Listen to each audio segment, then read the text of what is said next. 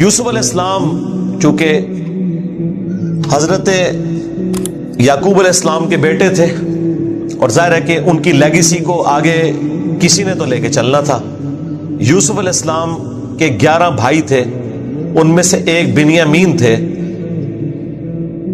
جو ایسے بھائی تھے کہ ماں اور باپ دونوں کامن تھے، اور باقی جو 10 بھائی تھے وہ دوسری والدہ سے تھے ان کے، وہ خالہ بھی لگتی تھی ان کی یوسف علیہ السلام کی، اور ظاہر ہے کہ ماں بھی تھی کیونکہ ان کے والد نے ان سے نکاح کیا ہوا تھا. 10 بیٹے اس ماں سے تھے، 2 یہ تھے، اور آپس میں ان کا ایک حسد والا معاملہ ہو گیا شیطان کی وجہ سے. ظاہر ہے کہ اب باپ کی لیگیسی کو کس نے آگے لے کے چلنا ہے، وہ ظاہر ہے وہ تو باپ نے تو ڈیسائیڈ ہی نہیں کرنا، وہ تو اللہ نے ڈیسائیڈ کرنا ہے.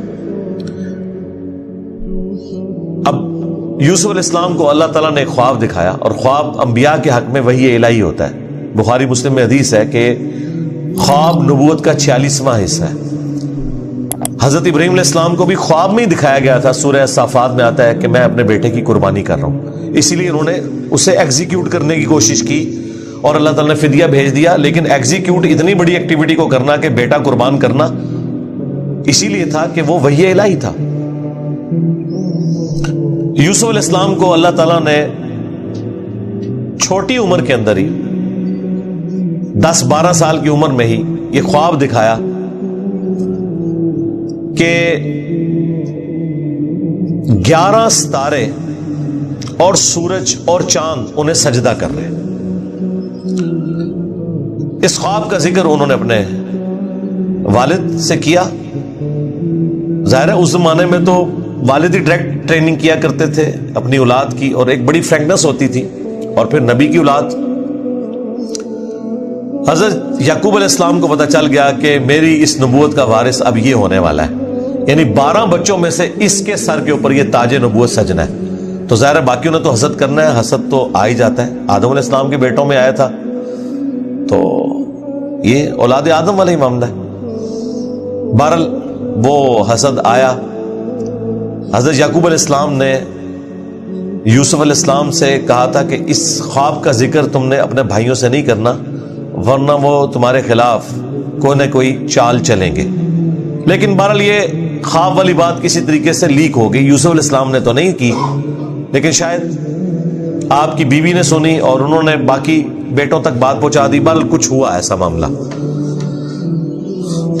اور ان کو اس اعتبار سے بھی اشارے مل گئے کہ یوسف علیہ السلام کے ساتھ زیادہ برتاؤ ایکسٹرا آرڈنری کرتے تھے یعقوب علیہ السلام، کیونکہ انہیں پتا تھا کہ یہ اللہ کے پیغمبر ہیں، اور انہوں نے اس توحید کی دعوت کو میرے بعد آگے لے کر چلنا ہے. حضرت یعقوب علیہ السلام کے جو باقی بیٹے تھے 10، 11واں تو خیر وہ چھوٹا تھا، وہ ان کا چھوٹا بھائی تھا، اس کے ساتھ تو مسئلہ کوئی نہیں تھا. وہ 10 بیٹوں نے اپنے باپ سے کہا کہ ہم دیکھتے ہیں کہ آپ بڑے پوزیسو ہیں یوسف کے معاملے میں، اسے آپ ہمارے ساتھ بھیجیں، یہ بھی ہمارے ساتھ کھیلا کودا کرے. جب ہم اپنے جانوروں کو چرانے کے لیے لے جاتے ہیں تو اس کو بھی ساتھ لے جائیں گے، تھوڑی اس کی بھی آؤٹنگ ہو جائے گی. تو حضرت یعقوب علیہ السلام کو یہ بات کلک کر گئی کہ یہ کچھ کرنا چاہتے ہیں. ان کو تو اندازہ ہی نہیں تھا کہ اتنی بڑی آزمائش ان کا انتظار کر رہی ہے. یار 40 سال کی جدائی آپ امیجن کریں، اور قرآن میں آیا کہ وہ نابینا ہو گئے تھے رو رو کے، اس تکلیف سے وہ گزرے. تو انہوں نے کہا کہ مجھے خطرہ ہے کہ تم یوسف کو صحیح طریقے سے دیکھ بھال اس کی نہیں کرو گے، کیئر لیس ہو جاؤ گے، چھوٹا بچہ ہے، کوئی بھیڑیا اس پہ حملہ آور نہ ہو جائے. انہوں نے کہا ہمارے ہوتے ہوئے 10 بھائی جس کے ہوں تو پھر تو ہم پھر نام کے ہی جوان ہوئے. بہرحال وہ تقدیر میں لکھا تھا، ایسا تو ہونا تھا. یوسف علیہ السلام نے وہاں پہنچنا ہی تھا جہاں اللہ تعالیٰ نے انہیں اتنا بڑا منصب عطا کرنا تھا. وہی ہوا. تنگ آ کے یعقوب علیہ السلام نے اجازت دے دی، وہ لے گئے یوسف علیہ السلام کو، اور پلان یہ بنایا کہ اسے قتل کریں گے. لیکن ایک بھائی تھا جو آڑے آ گیا، اس نے کہا قتل نہ کرو. ہے تو ہمارا بھائی, ہم اسے کسی کنویں میں ڈال دیتے ہیں, اور ان زمانوں میں جو قافلے گزرا کرتے تھے وہ کنویں پہ پانی کے لیے رکتے تھے, تو ہو سکتا ہے کہ کوئی نکالے تو یہ اس کے ساتھ ہی چلا جائے, جان چھوٹ جائے, قتل نہ کرو. اور اس میں وہ یہ بھی کہتے ہیں کہ ہم اس وقت تو یہ ایکٹیویٹی کرتے ہیں, پھر بعد میں اللہ سے توبہ مانگ لیں گے, اللہ تعالیٰ بڑا بخشنے والا مہربان ہے, جو کچھ بھی ہے تیرے محبوب کی امت سے. یہ بھی قرآن میں نقل ہوا ہے. وہی سیم مینٹالٹی آگے چل رہی ہے, بعد میں نیک بن جائیں گے. اور انہوں نے ڈرامہ بازی یہ کی کہ یوسف علیہ السلام کے کرتے کے اوپر کسی بھیڑیے کا خون مال لیا اور کہا کہ ہم تو اسے سامان کے پاس چھوڑ کے گئے تھے, پیچھے سے بھیڑیا آیا اور یوسف کو کھا گیا, اور یہ اس کی قمیض ہے. عشاء کے وقت روتے ہوئے آئے, رات کے وقت قرآن کے الفاظ ہیں. حضرت یعقوب علیہ السلام کو سمجھ آ گئی کہ یہ میری آزمائش شروع ہو گئی ہے, کیونکہ توحید ایک ننگی تلوار ہے. انہیں سمجھ آ گئی تھی کہ میں نے اپنے بیٹے سے جو اتنی شدید محبت رکھی ہے نا, اللہ تعالیٰ مخلوق کی محبت کو برداشت نہیں کرتا, ایٹ لیسٹ ایک پیغمبر کے دل میں اس ایکسٹریم لیول کے اوپر جا کر. تو میری آزمائش شروع ہو گئی اب. تو انہوں نے کوئی بحث نہیں کی, انہوں نے کہا میں صبر کروں گا جو کچھ ہوا. ان کو پتا تھا کہ یہ اب اللہ کا فیصلہ ہے, کرنے سے کچھ نہیں ہونا. جو کوئی تھوڑی بہت کوشش کی وہ کی, انہیں اینڈ پہ ان کا میں اب صبر ہی کروں گا, جو اللہ اس کے لیے فیصلہ کرے. وہی ہوا. ایک قافلہ وہاں سے گزر رہا تھا, انہوں نے پانی کے لیے ڈول ڈالا, اور یوسف علیہ السلام کو اللہ تعالیٰ نے قرآن میں آیا کہ یوسف کو ہم نے تسلی دی کہ ایک دن آئے گا کہ تم اپنے بھائیوں کو بتا دو گے جو انہوں نے یہ غلطی کی تھی, ہم تمہیں سرخرو کریں گے. بہرحال ابھی تو تمہارے لیے یہ طے ہو گیا. اور ظاہر جبرائیل علیہ السلام آنا شروع ہو گئے چھوٹی عمر میں ان کے پاس, ان کی تسلی کے لیے. اسی لیے ڈھارس بندی. انہوں نے پانی کے لیے ڈول ڈالا, یوسف علیہ السلام نے وہ پکڑا اور باہر نکل آئے. اور بھائی جو ہیں چھپ کے یہ منظر دیکھ رہے تھے. انہوں نے کہا یہ نہ ہو یہ پھر واپس آ جائے. انہوں نے چند ٹکوں کے عوض, چند دراہم کے عوض بیچ دیا. کہا یہ ہمارا غلام تھا, تو بھاگ کے آئے, یہ ہمارا غلام ہے, اور جان چھڑائی اس طریقے سے. یوسف علیہ السلام بھی چپ کر کے چلے گئے. انہیں پتا تھا کہ میرے لیے فیصلہ ہو چکا ہے, اور کس تکلیف سے وہ مصر تک پہنچے, اور وہاں پہ غلاموں کا بازار لگتا تھا وہاں بیچنے کے لیے. عبرانی غلام, اور پڑھنا لکھنا بھی جانتے تھے, ذہین بہت تھے.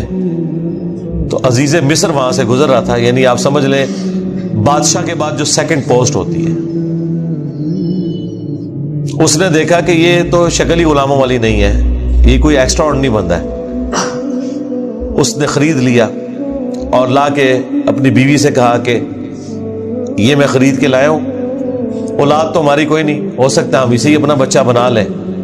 اور یوں یوسف علیہ السلام کہاں دور دراز کے شام کے علاقے جو سویلائزڈ بھی نہیں تھا, بھیڑ بکریاں چرانے والے بدو لوگوں میں سے اٹھ کے اس وقت کی سب سے سویلائزڈ حکومت مصر کی, فرعونوں کی حکومت. آج تک آپ یہ اہرام مصر, گیزا کے جو ہے پیرامڈس یہ دیکھ رہے ہیں, یہ ان لوگوں نے تعمیر کیے ہوئے ہیں.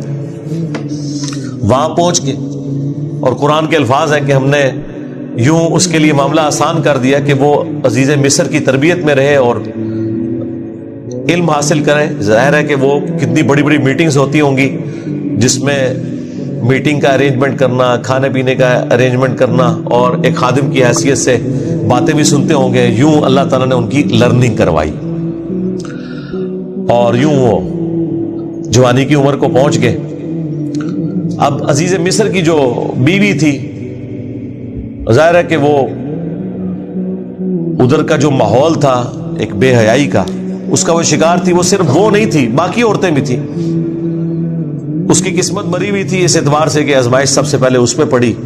یوسف علیہ السلام کو اللہ تعالیٰ نے حسن دیا ہوا تھا, تو وہ ان پہ فریفتہ ہو گئی, اور اس نے کوشش کی کہ انہیں برائی پر آمادہ کرے. دروازے بند کر دیے, قرآن کے الفاظ ہیں, برائی کی طرف بلایا. پہلے بلایا تو کسی اور کام سے تھا, اور اللہ تعالیٰ نے قرآن میں کہا کہ اس عورت نے یوسف کا قصد کیا, یوسف بھی قصد کر لیتا اگر اپنے رب کی نشانی نہ دیکھ لیتا, برہان. اور وہ نشانی قرآن میں نقل نہیں ہوئی، اسرائیلی روایتوں میں ملتا ہے کہ ان کو ان کے والد یعقوب علیہ السلام کی شبیہ دکھائی گئی، جو کہ یوں انگلی سے اشارہ کر رہے تھے کہ بیٹا یہ کام نہیں کرنا، اس طرف نہیں آنا، تو وہ بچ کے، ظاہر ہے اللہ نے فرمایا کہ یہ امور ہمارے مخلص بندے تھے، یعنی مخلص چنے ہوئے، ایک لفظ ہے مخلص جو اخلاص شو کرتا ہے، ہم مخلص ہونے کی کوشش کرتے ہیں، لیکن مخلص پیغمبر ہوتے ہیں جنہیں اللہ اپنے لیے خالص کر لیتا ہے۔ اللہ نے کہا ہم نے بچایا، یعنی انبیاء بھی جو بچتے ہیں نا برائیوں سے، وہ اللہ کی مدد کی وجہ سے۔ بہرحال اس تکلیف سے وہ گزرے، خبر لیک ہو گئی، کیونکہ جب اس نے قصد کیا تو یوسف علیہ السلام بھاگے، اللہ تعالیٰ نے معجزانہ طور پر وہ دروازے کھول دیے، اور یہ سین جس طریقے سے انہوں نے فلمایا ہے پہنچا دیا جی انہوں نے اس جگہ پہ، اس فلم کے اندر ایران والوں نے۔ بہرحال قرآن کے الفاظ ہیں جب وہ دروازے کے اوپر پہنچے تو وہاں سے عزیز مصر آ گیا، اور پیچھے عورت بھی ہے تو اسے بھی شک پڑ گیا۔ وہاں پہ کوئی سیانہ بندہ تھا جس نے کہا کہ یہ دیکھو کہ اگر یوسف کی قمیض آگے سے پھٹی ہوئی ہے تو یوسف جو ہے وہ مجرم ہے، اور اگر یہ پیچھے سے پھٹی ہوئی ہے تو پھر وہ عورت مجرم ہے، کیونکہ یوسف علیہ السلام بھاگے تھے، اس نے پیچھے دوڑ لگائی ان کو پکڑنے کے لیے، تو پیچھے سے قمیض پھٹی ہوئی تھی اور وہ پیچھے سے پھٹی نکلی۔